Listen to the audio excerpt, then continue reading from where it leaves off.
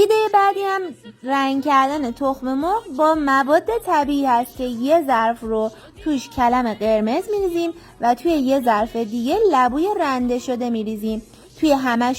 توی هر دوتا ظرف 1 قاشق بهشون نمک و سرکه اضافه میکنیم و بعد از اینکه جوش اومد بهشون تخم مرغ ها رو اضافه میکنیم و میبینید که بعد از 1 رو 20 دقیقه که جوشید کاملا رنگ اون لبو و کلم قرمز رو به خودشون میگیره. اونی که توی کلم قرمز گذاشتین آبی خوش رنگ میشه و اونی که توی لبو گذاشتین یه زرشکی ناناز میشه. ممنون میشم برای دیده شدن این آموزش ها. حتما برای دوستاتون ارسال بکنید و حتما سیوش کنید که بعداً دنبالش نگردین.